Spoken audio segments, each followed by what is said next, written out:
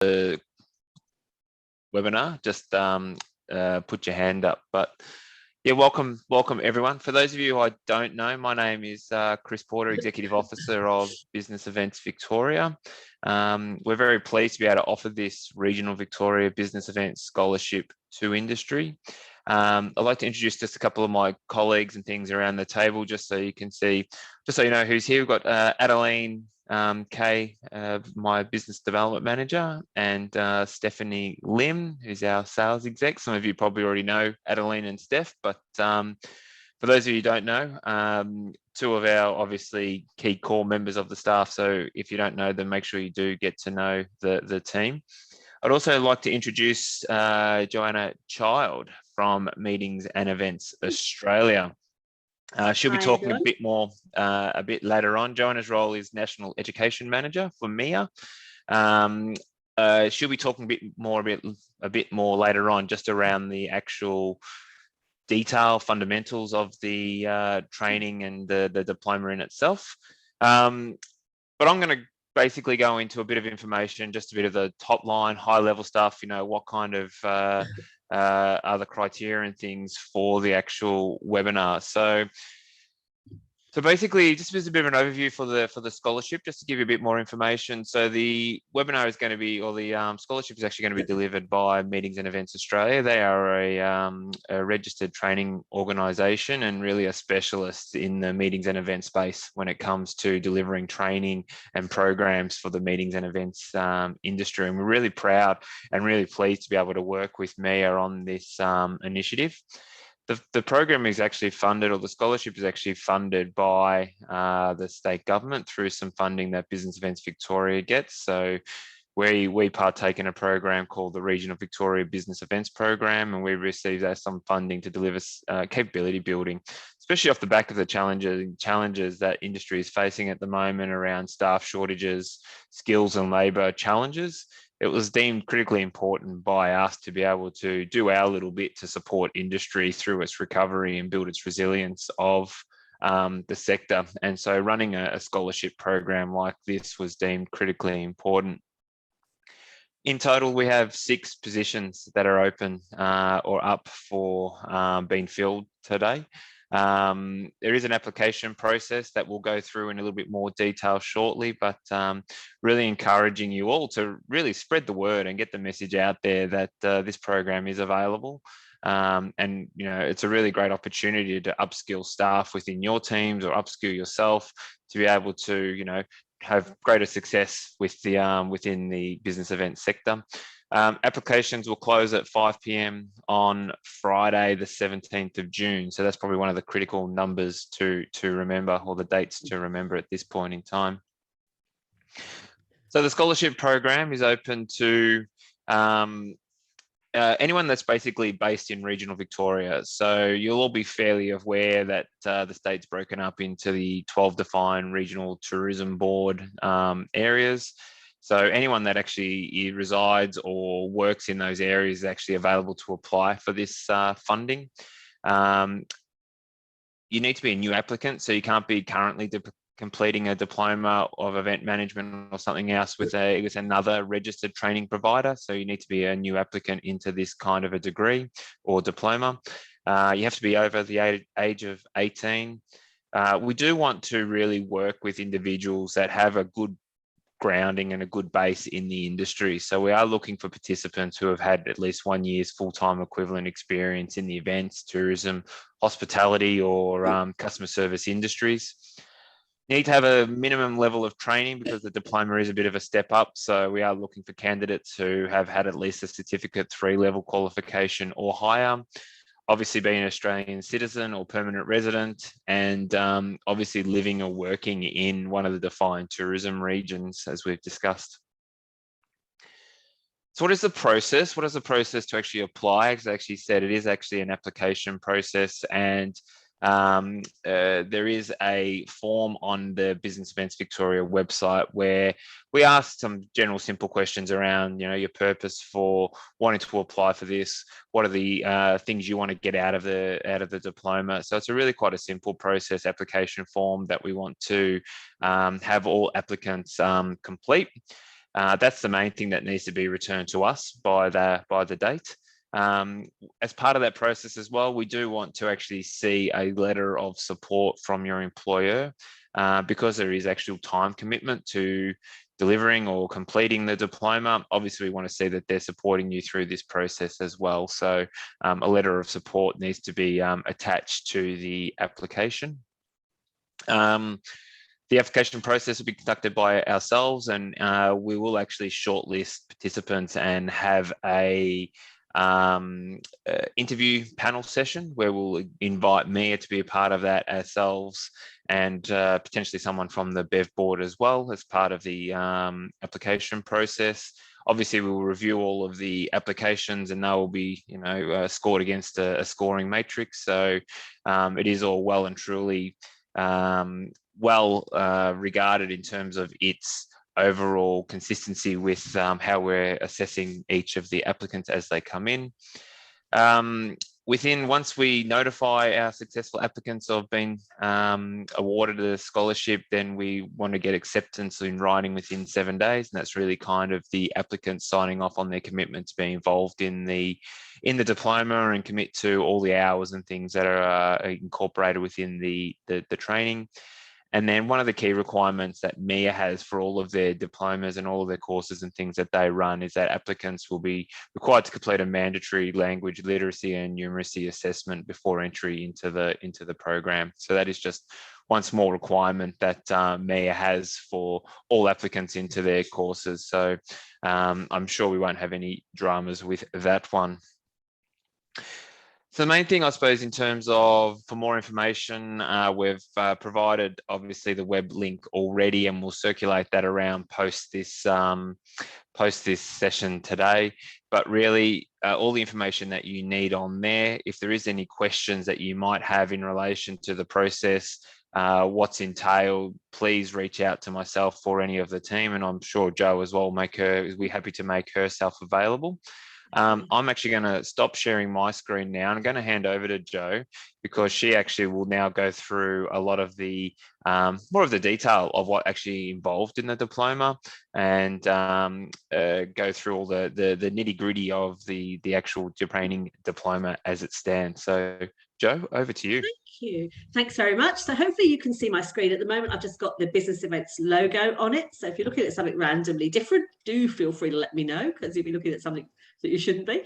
So thank you very much for the introduction, Chris, and welcome everybody. As Chris said, I'm going to tell you a little bit more about the diploma that we run here at Meetings and Events Australia. So this is a little bit of information about that diploma course.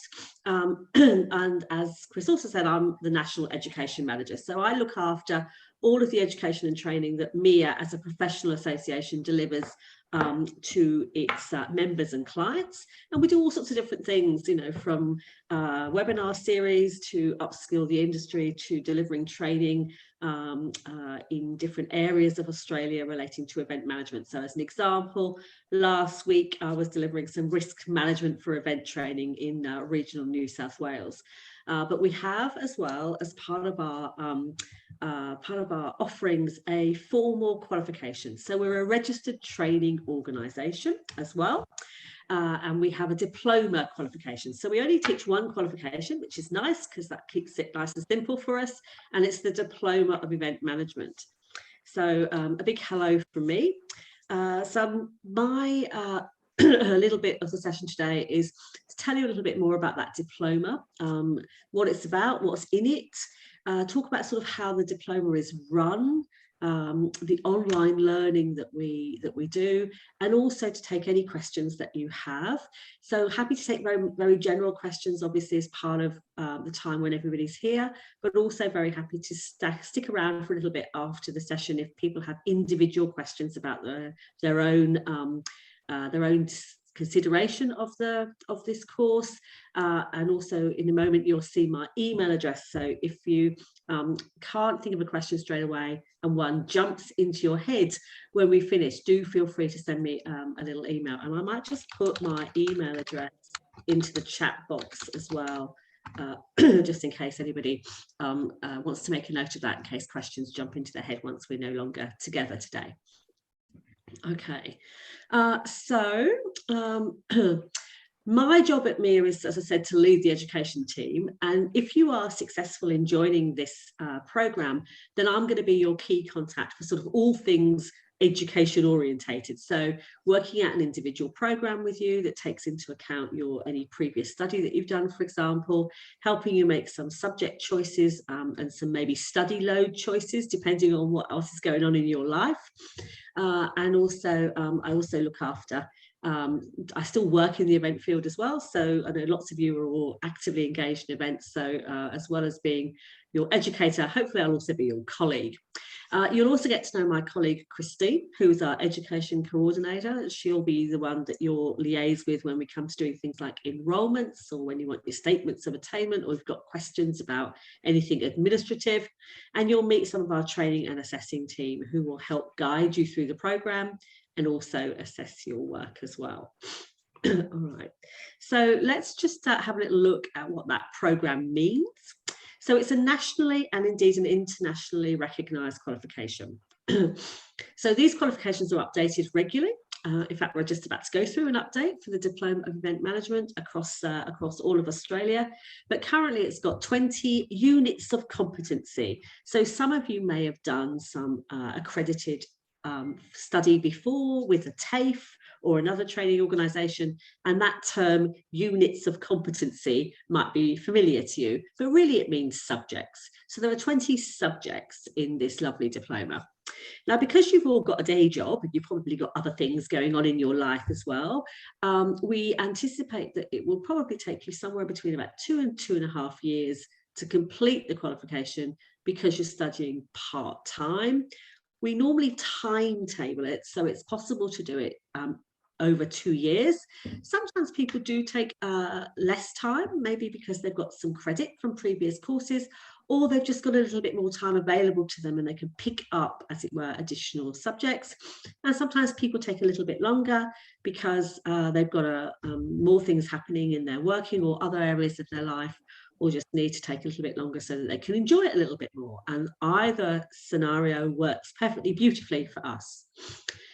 We do combine the units, the subjects. So we do, we create little modules, which are sort of units clustered together that have some commonality so that you can study several things at the same time.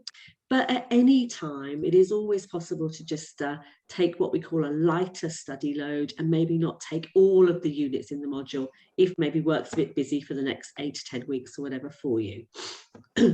Now, modules have different durations. They tend to be somewhere between about 6 to 13 weeks.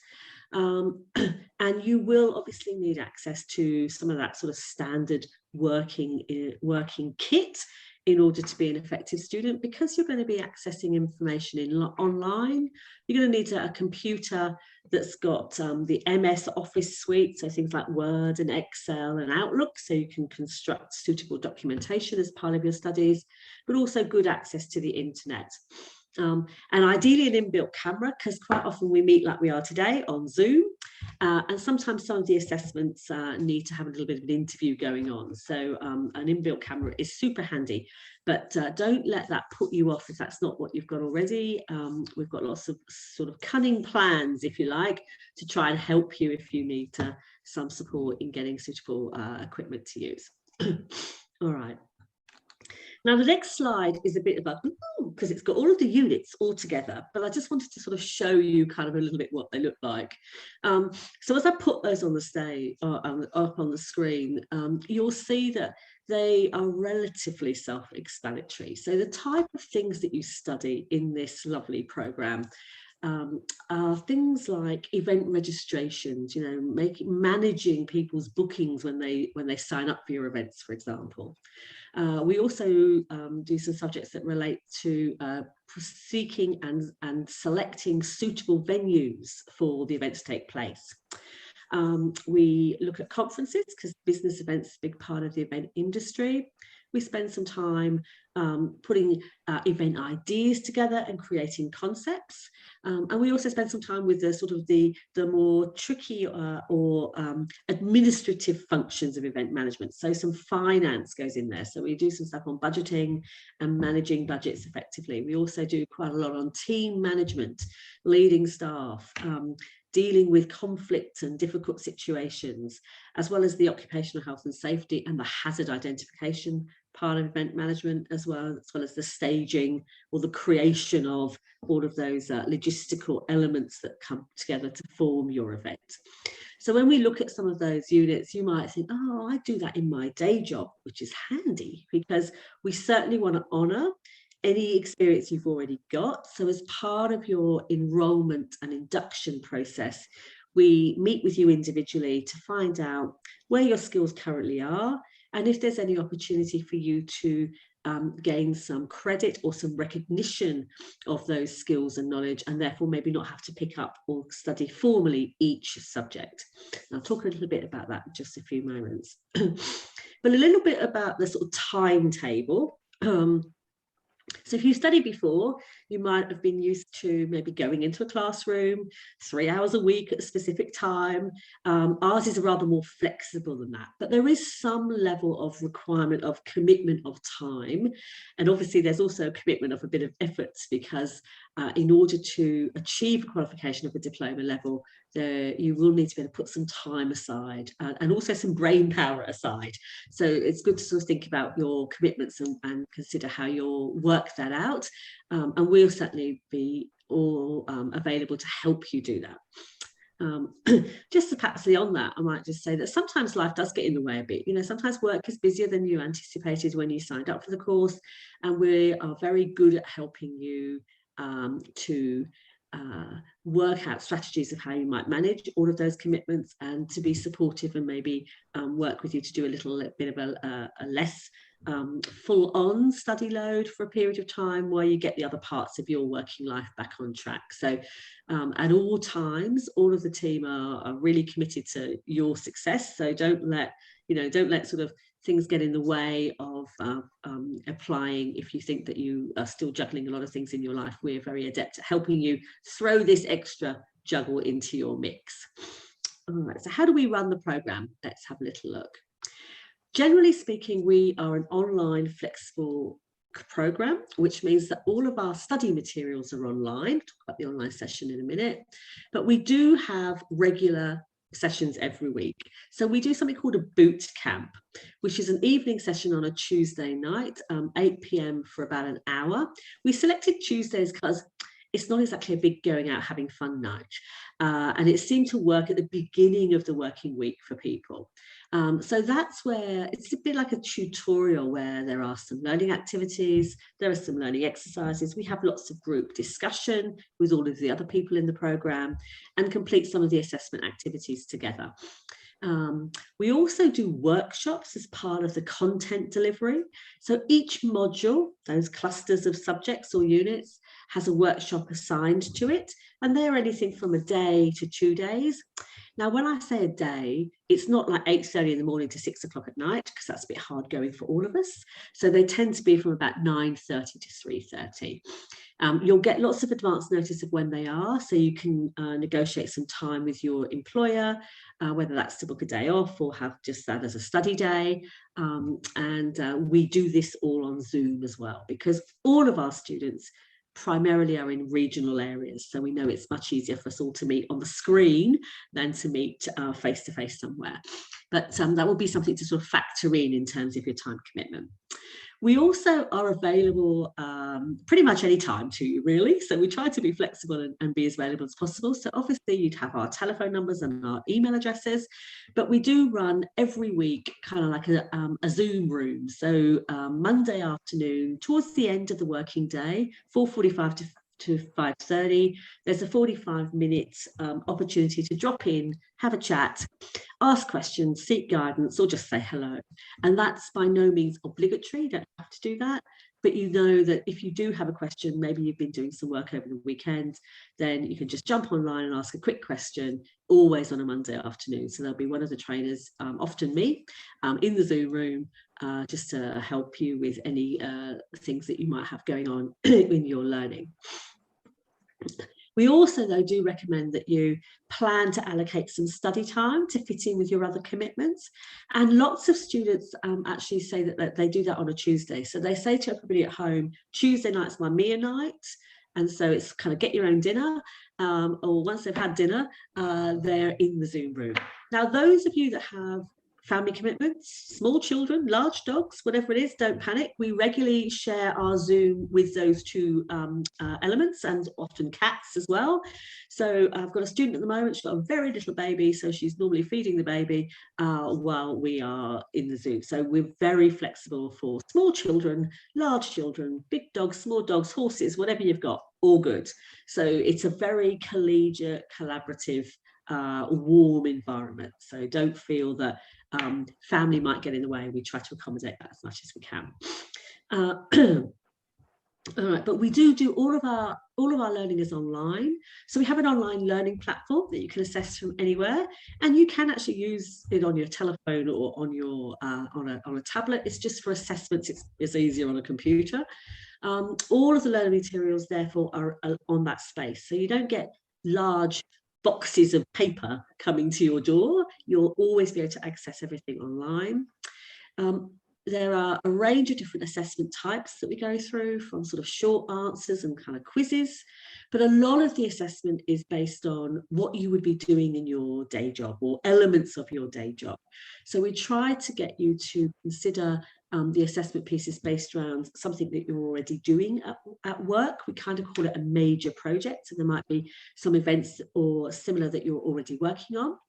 And that means that you've already got some knowledge of those, and you don't have to sort of reinvent the wheel.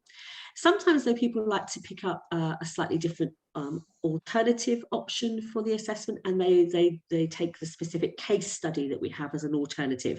And that's maybe because what they've suggested as their major project, or things that are happening at work, don't quite fit in with the unit, or they're just a bit bored with it and they'd like to try something a bit different. So there's always case studies available if you'd like to.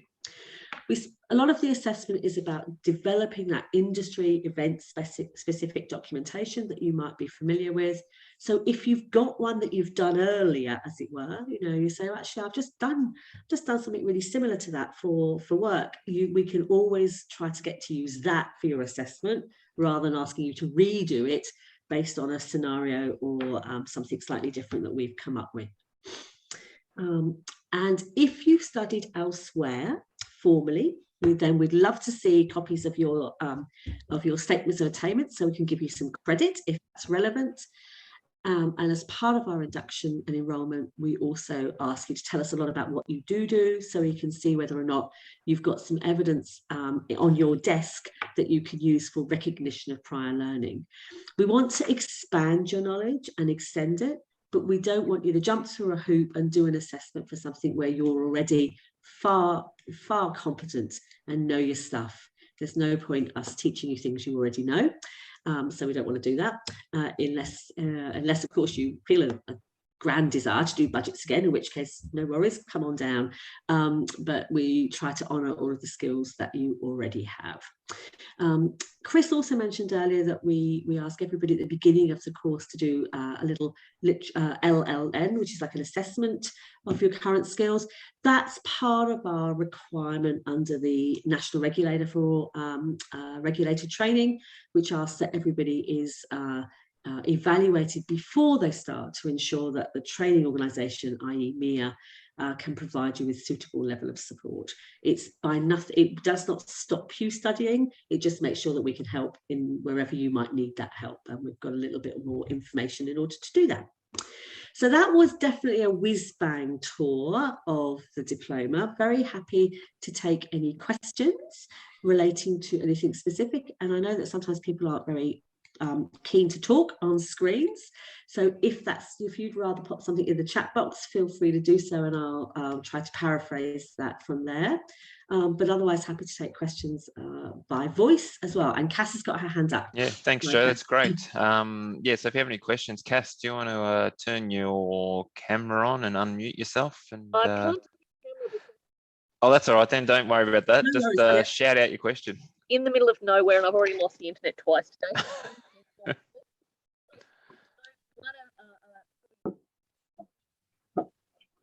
Cass, you're just a bit hard to hear. Sorry. Are you able to just try again? How's that? Is that any better?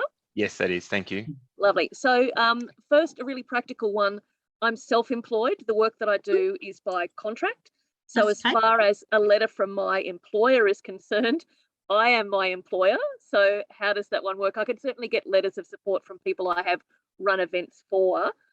Is that something that will be required or helpful? I think so. Joe, have you seen a certain similar situation in the past? I know. So often the letter from the employer is often about ensuring that your employer will provide you with support to study. So, you know, you're not killing yourself on their behalf, if you know what I mean, and then having to cram the study in. But it would be quite useful to have maybe something from a recent client just to talk about the level that you're currently working at. Sure. Thank you. And it doesn't have to be War and Peace. Excellent. Other question is, when is the study intended to start in terms of timelines? And you said the capacity, like my next few months are a bit nuts, but things quieten down after that. Is there the capacity to either take on a lower workload to start with or to start in a few months' time rather than immediately? So everybody will start with what we call the introductory unit. So,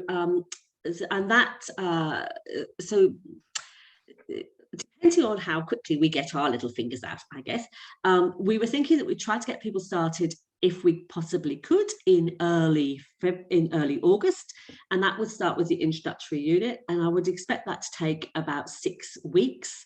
So it's not the end of the world if that's too much if that's challenging for you. It might be nice to at least make a little bit of a start for it, so at least you've done all of the other things. We would expect everybody to try to go through the induction, which is just a little session together at the same time, because the danger is otherwise it just doesn't happen.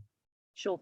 Yeah. So but it does sometimes happen that people pick up the introductory unit, then suddenly work gets really busy, so that just takes them rather longer than they anticipate. But we ask everybody to do an introductory unit first before they jump into the general population with all of the other students. Lovely, thank you. Does that help? Very much so. Good. Thanks, Cass. And I think it's also good to point out that kind of having that introductory session together as well helps to form the collaboration between, you know, recipients of this scholarship, and making sure you guys build your networks within the regional areas as well. Yeah. So I think that's really quite important to do. And we'll do some stuff around the outskirts of the program, I think, to continue to bring the group together. And this is the first time that we're delivering this program. So obviously we're kind of really keen to sort of see how it goes from a success perspective, and ensuring that the individuals have success as well as the businesses as well. Are there any other questions? Does anyone have anything else burning at the back of their mind? Or have we covered it all? Can't see anything in the chat. Yeah. So Jo's put her email address into the chat, and I also put the link into the more information on our webpage, which has the application form on there, the T's and C's that are on there as well. So all that information is readily available. Encourage everyone to have a bit of a look at that information over the next couple of days, and then if you have any questions, please do come back to myself, or feel free, Jo. I know you're comfortable if anyone wants to come directly to you to ask, especially the ins and outs. Please, if it's in relation to the application, please come to me. If it's a bit more about the ins and outs of the actual program or the diploma, please go to Jo. Yeah, please do. Happy to answer any questions. So if you've got a burning question that pops into your head when you're driving home this evening, please just let me know. Happy to answer. And particularly sometimes people have got want to sort of think a little bit about how they can fit that in with their life, and might need a little time to consider that before they ask a question. Yeah, wonderful. But I mean, I guess the big thing to say is we really are super flexible. So if you've had experiences before with training organisations where it's got to be done by Thursday or else, that is not how we run the ship here. So it's much more flexible. Obviously, there's a level of commitment that you need to make, but we really do appreciate that you've all got lives and work. And our primary objective is to support you to achieve the outcome of a diploma. So you'll find us very flexible and very helpful. Yeah, great. So thanks, Jo. And I'd like to, thank MIA for their support of this program and, you know, supporting us in delivery of this initiative across regional Victoria. Hopefully, as potential participants, you all will see the value in doing a program like this. As I said, hopefully you'll have to build up your skills.